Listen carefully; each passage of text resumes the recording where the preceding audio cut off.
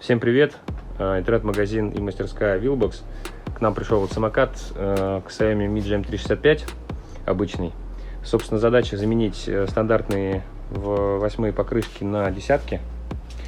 Значит, что требуется для перехода на десятки? Первое, конечно, это покрышки, 10-е покрышки. Потом, соответственно, камеры десятки. И потребуются проставки. Вот такая проставка идет под крыло. То есть крыло поднимается выше. При установке большего радиуса колеса крыло начинает задевать. Соответственно, нужна вот сюда под крыло проставка. Также с проставкой идут более длинные винты. Вот сюда вот. Также нужно установить проставку на подножку. С этой стороны не видно, но суть в том, что подножка, в общем, не достает. И, соответственно, тоже нужно установить проставку. Винты, собственно, тоже удлиненные под проставку. И вот здесь спереди с большой вероятностью винт имеет большую шляпку. Ну, не всегда, но чаще всего он там имеет большую шляпку. И тоже при установке 10-й сюда покрышки. Соответственно, этот винт, он тоже задевает покрышку. И, соответственно, идет с проставками вот такой вот винт. То есть это стандартный набор для перехода на 10-й радиус. Собственно, приступим. Так, начнем с заднего колеса. Собственно, сначала снимаются вот эти наклейки. Так, на переднем колесе аналогично, чуть другой формы наклейки, но, в общем-то, суть та же. Вот, они снимаются, под ними находятся два винта. Винты эти выкручиваются, снимаются пластиковые вот эти накладки. Соответственно, под ними уже находятся винты, которые крепят само колесо. Так, собственно, винты идут шестигранной головкой. Можно выкручивать просто обычным мультитулом, ну, либо шуруповертом с насадкой. Все, накладка снята. Просто выкручивается шестигранный винт. Там шайба, гровер. Все это тоже снимается. С левой и правой стороны идентично. На переднем колесо чуть другая картинка. Собственно, здесь вот желоб есть, и колесо просто движением назад вытаскивается. Поэтому желоб вот таким вот образом. Значит, в первую очередь, что нужно сделать, это сдуть камеру. В принципе, ну, если она у вас пробита, конечно, сдувать ее не придется, но, в общем, сдувать нужно прям полностью камеру. Важно, чтобы она прям была пустая, потому что нередко бывает такая ситуация, когда сдуваете не до конца. Это усложняет по итогу процесс демонтажа покрышки. Вот, после того, как камеру полностью сдуете, покрышка снимается очень просто. Здесь есть один небольшой секрет. Нужно вот борты вот эти, их нужно внутрь утапливать, да, вот сюда вот.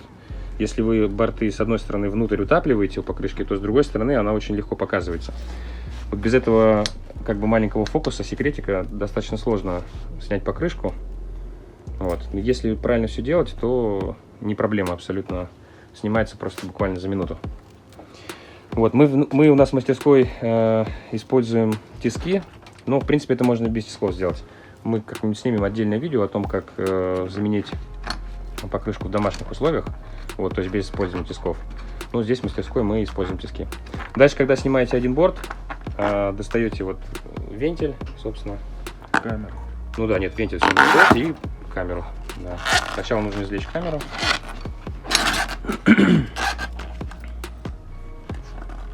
Да, и потом покрышка легко снимается. В данном случае покрышка просто на самом деле суперская, внутри просто все идеально. Редкая очень картинка. Обычно это выглядит, сейчас покажу, обычно это выглядит примерно вот так вот. Вот, вылезает корд. Но вот на данном самокате как бы не было проблем с задним колесом точнее, а именно просто захотелось перейти на больший диаметр. Значит, что самое важное перед установкой, это соблюдать вот этот рисунок. То есть обычно на покрышке указана стрелочка, в какую сторону она вращается. Также для подсказки, в принципе, можно на самом диске посмотреть, тут на заднем колесе, в принципе, есть. Надо, чтобы они совпадали. И обратите внимание, что у самой камеры вентиль находится не ровно посередине, он находится чуть-чуть, как бы, в данном случае правее. Вот, на диске тоже отверстие находится чуть-чуть в стороне, соответственно, нужно правильно поставить, то есть, чтобы вентиль был как бы чуть в стороне, не поставить случайно там левую на правую. Так, сами камеры можно ставить разные, главное, чтобы был короткий вентиль. В принципе, можно поставить стандартную 8,5 на 2, она прекрасно раздувается на 10, но в принципе рекомендуется устанавливать 10 на 2. Вот, 10 на 2 с коротким вентилем. Дальше нужно новую камеру немножечко надуть. И проверить. Ну да, в идеале, конечно, проверить, чтобы ничего нигде не травило. После того, как проверять, что камера супер, все, нигде ничего не травит, можно устанавливать. Далее заправляем, собственно, камеру. Сначала саму покрышку. Так, сначала нужно вентиль установить в сам диск.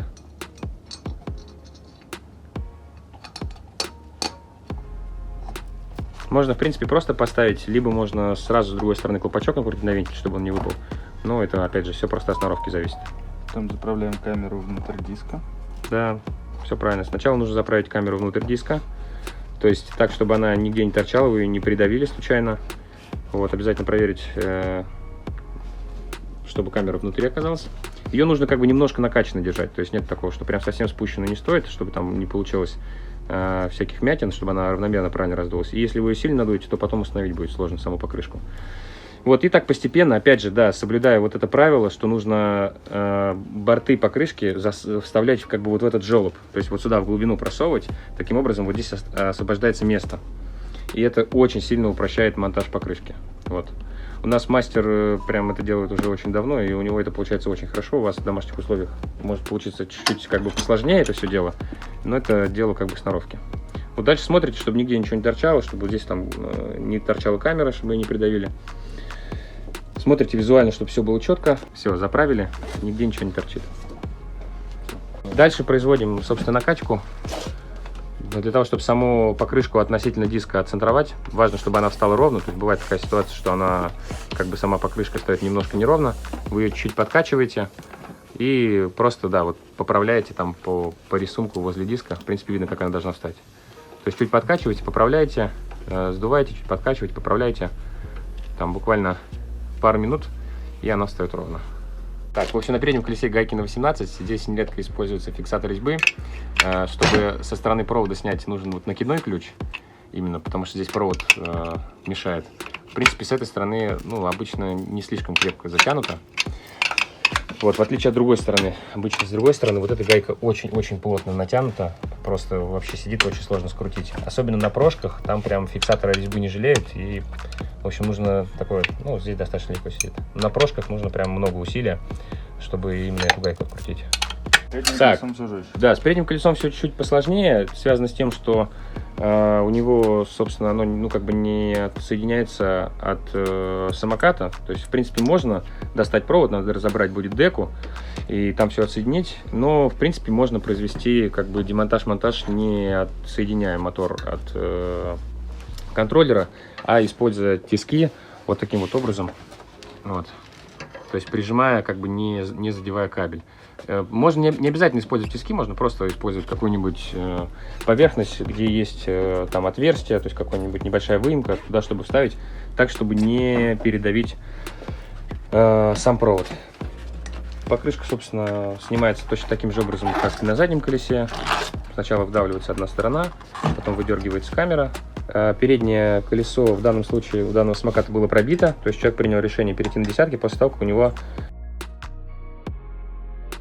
оказалось, ну, на самом деле не пробито, а протерто. То есть вот это следствие того, что, во-первых, сама по себе покрышка стоковая очень плохая. И второй момент — это низкое давление, скорее всего, держали. Ну вот в данном случае, в общем, это как бы нетипичная ситуация. Здесь вообще разрыв произошел. Может быть, на что-то острое наехали или на бордюр на большой скорости. В общем, здесь все то же самое с мотор-колесом. Тоже берется покрышка, соблюдается рисунок, то есть вращение колеса нужно обязательно правильно поставить покрышку. Собственно, камера тоже заранее надувается, все смотрится, чтобы не было никаких проблем. Здесь единственная вот сложность — это вот этот как бы отверстие в диске. Там бывает пластиковая заглушка, мешает вставить вентиль, потому что здесь под таким углом приходится его вставлять. Сейчас посмотрим. Если, в принципе, заходит сразу, то хорошо. Если такая ситуация бывает, что не заходит, то можно, ну, в данном случае зашла. Так вот, если что, можно вот таким вот напильничком, если там мешает, то немножко пройтись. Там такая пластиковая заглушечка прыгает. Вот ее можно немножечко подпилить и, соответственно, потом уже вентиль вставлять. Самое главное, не пытаться туда там с силой все это дело проталкивать, как-то пытаться силой, в общем, не получится решить. Потому что отверстие небольшое, если эта пластиковая заглушка мешает, то нужно либо ее как-то поддеть, подвинуть, либо ее немножечко подпилить. Так, далее сначала засовывается сама камера в покрышку, вентиль устанавливается внутрь заранее. И точно так же, как и на заднем колесе, вот в данном случае процесс будет то же самое. Вообще отличие переднего и заднего только вот в этом отверстии в диске, что чуть-чуть сложнее вентиль бывает извлечь и чуть-чуть сложнее его бывает туда вставить. И, собственно, что само мотор-колесо вот имеет этот провод, который просто мешает в домашних условиях это все дело делать. Вот. Больше разницы нет, все точно так же легко ставится. Опять же, повторюсь, в какой уже раз, самое главное, борты утапливать внутрь диска, тогда процесс пойдет очень просто. Да, и для того, чтобы переднее колесо накачать, здесь вот совсем вентиль не видно. Здесь, если использовать насос без шланга, то это просто как бы, ну, не получится сделать. Вот такой шланг у вас должен быть. То есть у Xiaomi у них переднее колесо без шланга накачать не получится. Собственно, вот шланг прикручивается и аналогичным образом накачивается переднее колесо точно так же до, ну вот мы рекомендуем 3,5 атмосфер. Так, теперь, собственно, приступаем к проставке. Надо будет заднее крыло снять. Снимается оно просто. Сначала нужно эти резиночки достать. То есть из заглушки винтов крыла. Они вытаскиваются достаточно просто. Просто чем-то подеть можно отверточкой там или, ну, без разницы, на самом деле, чем-то, может, пинцетом. Так, далее вот такие там винтики. Тоже шестигранные. Их нужно просто выкрутить. Опять же, можно использовать либо мультитул, либо шуруповерт. Самое главное не ставить большую мощность вообще при работе с самокатом, чтобы не сорвать шляпки. У них все винты достаточно такие жиденькие, очень легко срываются. Все, после того, как все 3 винта скручиваете, собственно, крыло, считай, снято. Единственное, остается разъем. Вот этот разъем заднего габарита. Вот габарит, вот здесь идет разъем заднего габарита. Там обычная клемма достается достаточно просто. Все, собственно, крыло снято. Дальше просто очищаем поверхность. И сейчас будем устанавливать проставки. Дальше вот этот коннектор нужно просто чуть-чуть вытянуть на себя, потому что крыло будет чуть выше, там порядка сантиметра не будет хватать. То есть здесь просто легонечко на себя тянете, и он вытаскивается. Вот проставку устанавливается таким образом. Просто ставится сверху. И уже на нее устанавливается крыло. Берутся винты более длинные, которые идут в комплекте проставок, потому что старые винты уже не подойдут по длине просто. Вот, устанавливаются новые винты. Собственно, дальше сам коннектор устанавливается. Да, то есть подключается все точно так же, только в обратном порядке. Так, здесь есть один секрет. Для того, чтобы вот этот вот не перепаивать этот вот коннектор, то есть нередко берут, вот здесь вот все это оголяют, провода соединяют, либо берут более длинный провод, загоняют его внутрь деки, все нужно будет разбирать тогда. Можно чуть-чуть, вот как я говорил, провод подтянуть, и вот сам этот коннектор здесь вот прям винтики чуть-чуть ослабить, тогда он как бы вот такой как бы ход начинает иметь. И дальше его на клей вот к задней стенке нужно придавить и приклеить. Тогда он не будет перетираться, не будет задевать колесо. Так, здесь самое главное — это сначала обезжирить поверхность, потом можно вот таким вот клеем, который быстро схватывающим клеем, моментом, любым, который, в общем, быстро приклеивает, сам приклеивать пластиковый коннектор к задней стенке и уже сверху любым другим клеем, так, чтобы попрочнее держался. Так, дальше просто ставим колесо уже с 10-м, то есть крыло стало выше. После установки с колеса уже будем равнять крыло. Ну крыло, в общем, становится также просто в обратной последовательности. В общем-то, собственно, сама картинка вот как выглядит. То есть крыло сейчас на одном винте. Вот, видно, что относительно колеса оно неровно стало. То есть правильное положение будет такое. Вот оно сейчас так. Поэтому винты сразу лучше не затягивать. Сейчас мы чуть этот винт подраскрутим, все поправим и уже выставим ровно. Винты затягиваем. Здесь один нюанс хотел показать. При установке колеса вот в эти самые пазы, когда вставляете, это в принципе не только к 10-му радиусу, относится, но и к 8-кам, может почему-то колесо не входить, непонятно почему. Обратите внимание, что сам диск может упираться вот в колодку суппорта там внутри. То есть надо немножко сам диск подвинуть, и тогда он вставляется. В общем, затяжка крыла, после установки его уже в правильную позицию. То есть сначала ставите его ровно, придержите рукой, и уже потом затягиваете винты. В общем, дальше просто резиночки вставляем, там есть некоторые в них вырезы.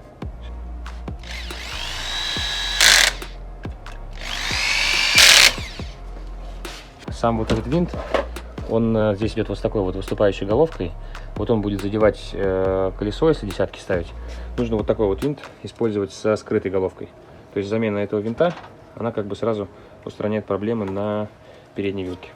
Здесь тоже есть небольшой нюанс. Вот такой вот винт мы, собственно, выкрутили. Вот такой вот винт идет в комплекте с проставками. Но вот этот винт, он бывает бывает короче, бывает длиннее, в зависимости от ревизии самокатов. Вот в данном случае этот винт чуть длиннее, и вот такой стандартный винт из комплекта проставок не подойдет. Вот, для этого нужно использовать просто винт подлиннее.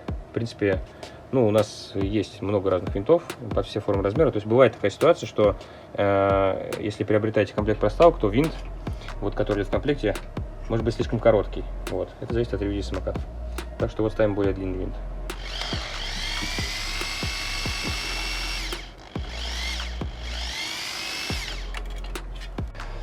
Так, при установке переднего колеса, в принципе, тут особо нюансов нет. Единственное, что нужно стараться вот этот вот провод не перекрутить. То есть, по ходу дела, пока меняете.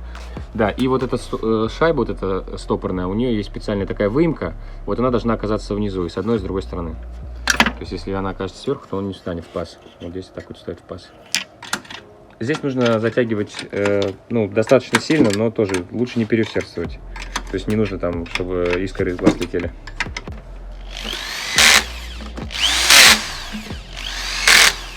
Так, дальше, собственно, просто протирается и наклейка обратно приклеивается. Вот. Ну, единственное, что если такое действие производить как бы много раз, там, замене камеры или так далее, то наклейки по итогу перестают приклеиваться. Вот. Ну, их можно просто заменить на новые. Все, собственно, так по очереди абсолютно все наклейки приклеиваются. Далее нужно будет поставить проставку по подножку. Вот, собственно, тут два винта выкручиваются просто. И, соответственно, меняются на два новых. Вот ставится такая проставка. И новые длинные винты. В общем, вот так это выглядит, если винты поставить через проставку. Вот так вот. Сейчас будем устанавливать. Так, здесь есть единственный небольшой нюанс. Вот здесь вот внутри есть пластина с резьбой. И в теории она может вот по этому желобу переместиться. Вот, то есть будьте осторожны в этом плане, чтобы она у вас не съехала. Потом ее будет тяжело ловить.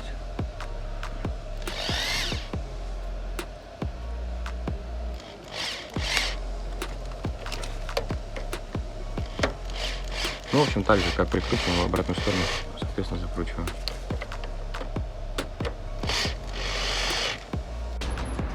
Собственно, все готово.